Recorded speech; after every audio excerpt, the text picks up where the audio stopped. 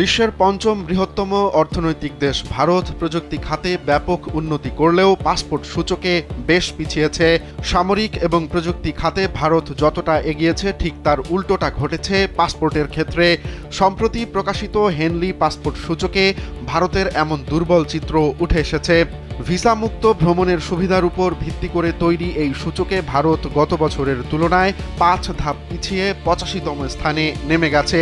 বিশ্বের 199টি পাসপোর্টের মধ্যে ভারতের এমন অবস্থানকে হতাশাজনক বলছেন পর্যবেক্ষকরা।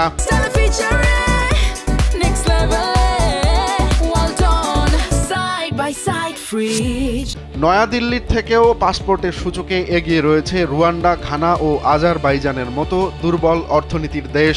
বর্তমানে ভারতীয় পাসপোর্টধারীরা মাত্র 75টি দেশে ভিসামুক্ত প্রবেশের সুবিধা পান, যা আফ্রিকার দেশ মৌরিতানিয়ার নাগরিকদের সমান।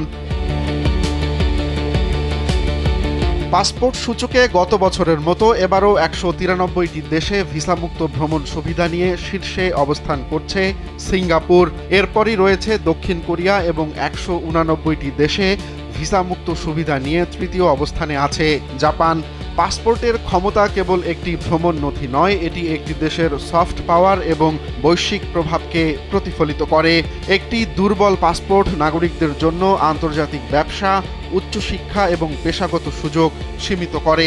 এর ফলে ভিসা খরচ বাড়ে এবং ভ্রমণের জন্য দীর্ঘ অপেক্ষার সময় করতে হয়। 2014 সালে যখন ভারতে প্রথমবারের মতো নরেন্দ্র মোদীর নেতৃত্বে বিজেপি সরকার ক্ষমতায় আসে, তখন ভিসামুক্ত ভ্রমণের সুযোগ ছিল 52টি দেশে এবং ভারতের র্যাঙ্ক ছিল 76তম। এর এক বছর পরই বড় ধাক্কা খায় ভারতীয় ভিসা, অবস্থান এক লাফে গিয়ে দাঁড়ায় 85তে। তবে 2023 ও 24 সালে একটু উন্নতি হলেও এবার আবারও অবনতি হয়েছে। বিশেষজ্ঞরা বলছেন, বিশ্বব্যাপী ভূ রাজনৈতিক তীব্র প্রতিযোগিতা এবং কূটনৈতিক দৌড়ে পিছিয়ে পড়ার ফলে ভারতের পাসপোর্টের সূচক তলানিতে গিয়ে ঠেকেছে। রোমান্স তালুকদার, কালবেলা।